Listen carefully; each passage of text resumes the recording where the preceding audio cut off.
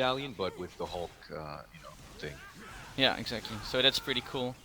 Um, all right, let's go a little bit back to PvP. We were talking about that earlier, and you said something very interesting about why not make beta leaderboards, just because it's like you say, you could point out imbalance on a better basic that way, and also what even better is the community can see the imbalance. I'm pretty sure they have Yeah. statistics running, but also the community can see who is strong. They can try that, and also just to test the existence of the leaderboard, right?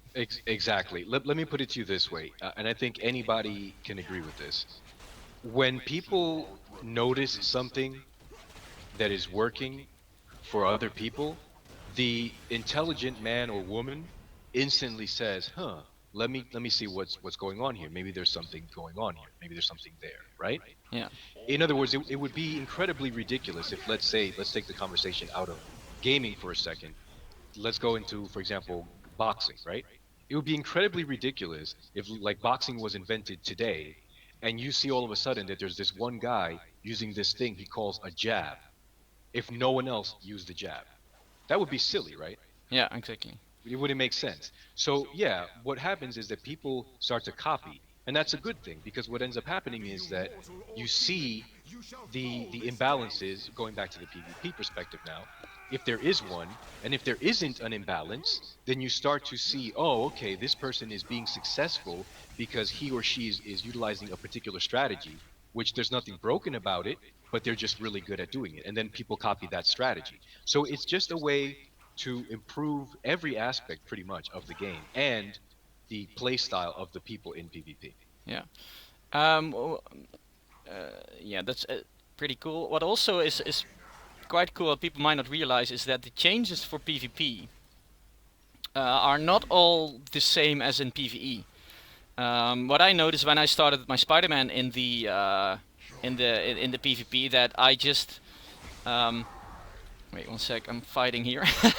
I'm fighting Yeah, my true hero. let's I'm gonna save the last civilians over here. I think. That's so gonna be my main, that guy. I need to work out a little bit, but to look like him. But I got the suit ready. Oh, so you're gonna play as Venom when he comes out? Yeah, definitely. Okay. I really like Spider-Man, but I prefer brawler types, and Venom is just seeming like he's going to be a Spider-Man, but a little bit more tanky and Like a brawly. tank. Yeah, yeah, yeah. And that's just fitting my playstyle as a glove. So I can't wait. All right, and he's gone. All right. Yeah, another part of what I want to talk about is that the PvP has a lot of cooldowns, which makes it pretty much like a MOBA game in that way. What do you think about that? That the that they change PvP but keep PvE separate. Do you think it's working out? No, I don't think that it's fully working out, and I have to throw that emphasis on fully in there, because some things had to have a cooldown, honestly, from the beginning, in my opinion, and they just didn't. There are certain things that, when you really look at it, it's like, wow, that being able to spam that is kind of OP, Yeah. right? And they've added cooldowns in PvP, but maybe have been hesitant to add them in PvE.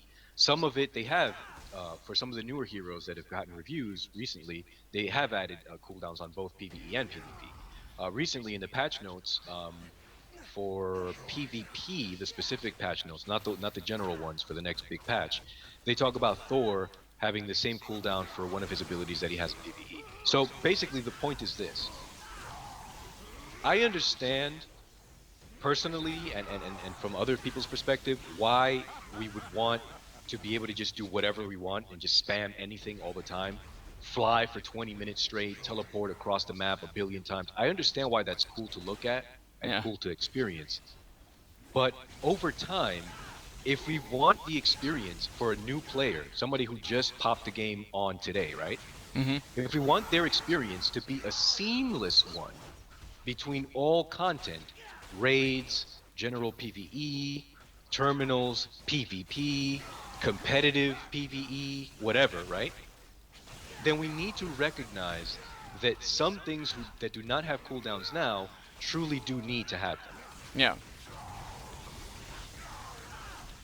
But what something that does happen is though is that they think like, all right, in PvP everyone needs to have. It's not entirely separate, which is good, I think, because for example, every character needs a crowd control breaker, right? And not everyone has them yet, but everyone Not yet. who gets a review, they gets it, right? So it's. I mean, in the end, you want unique heroes, but every hero has to have some kind of similarity as well. Everyone has to have a travel move, or at least be fast with the teleport. I mean, there is just some things you cannot really distinct them too much, right? Some heroes have to have Right. the same stuff, and in PvP by adding the PvP that shows, and they change that for PvP as well, which is PvE as well. I mean, so Yeah, I think that really here's what it comes down to. When we're not there yet with artificial intelligence, right? As far as computing is concerned. yeah, So when you talk about what really brings out the broken, it's competitive modes, human yeah, versus human, right? yeah, exactly. That's really what brings out the broken, because if for nothing else than bragging rights, people are going to look for the most broken thing they can, and they're Yeah, going to exploit it and squeeze it like an orange for every little last drop. Okay, so we all yeah, know this; it's a fact. So this is why you see that, for example, a hero without a crowd control break is in a very bad position in PvP. Luckily, one of the PvP rings has a crowd control breaking ability on it, so some people that otherwise would have been completely screwed were able to kind of get by with that. But yeah, that stuff is obvious, and I don't think the devs are unaware of that. I just think that they've got a lot on their plate, so they yeah, do as much as they can.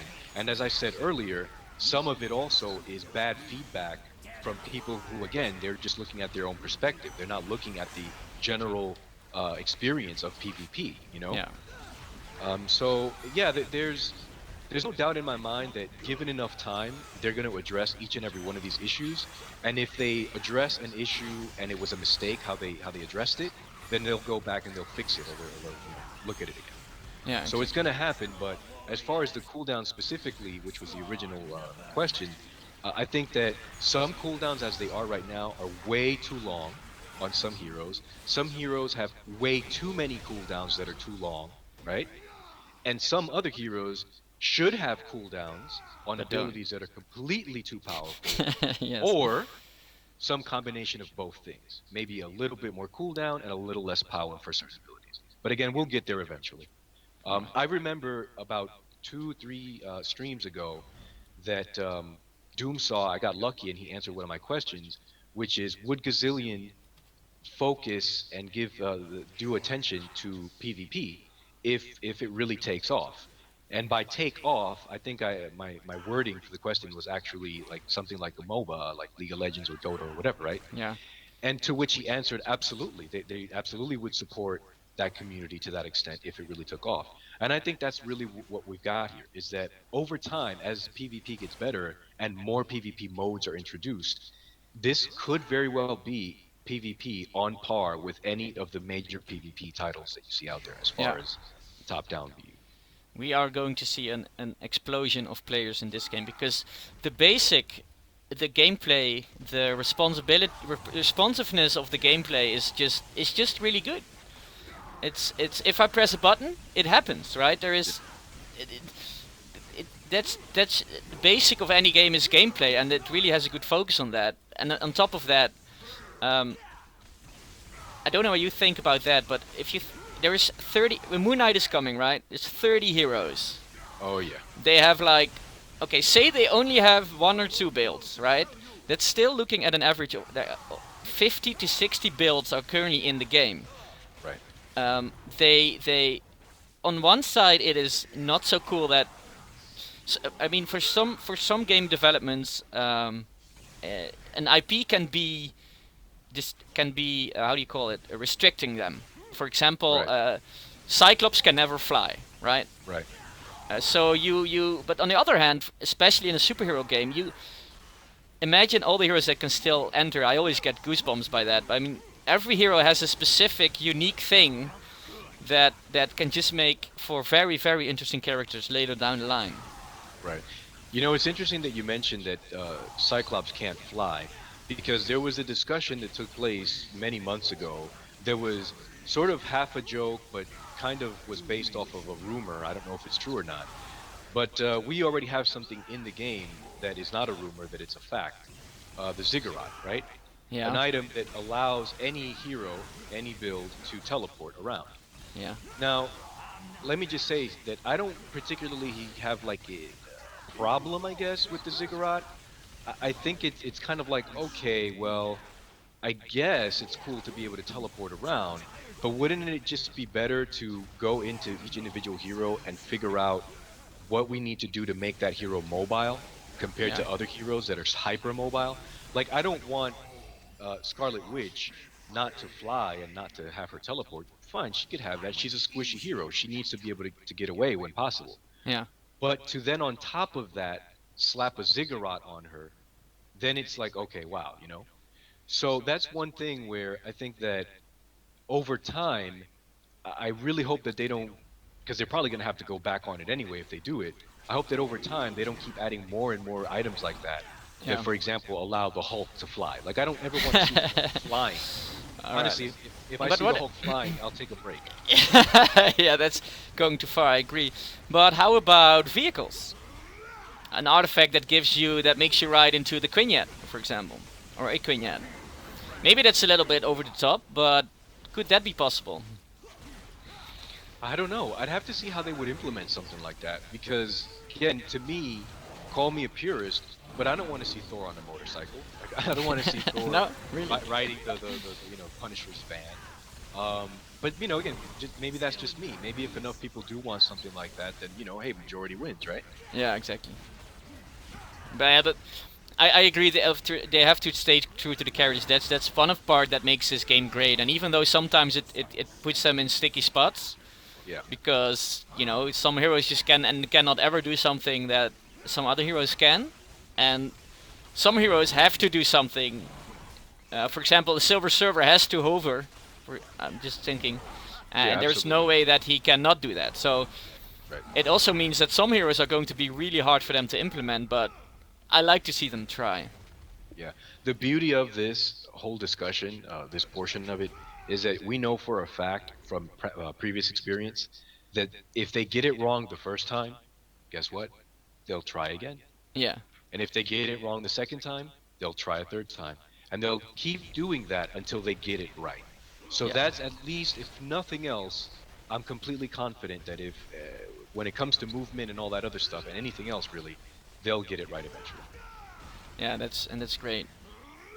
About Now, that. let me Oh, sorry. Go on. sorry, I was just going to say real quick to anybody who's watching us play this, if you notice, things are starting to get really hairy now. So this is what I meant before. Well, Pyro, as we all know, is OP. So that's another reason why we're getting hammered. But this is why I was saying that if you're trying to farm a particular item, uh, you may want to pull back after a certain amount of waves, because otherwise you're just getting, beat up for no reason. Yeah, and it takes way too long.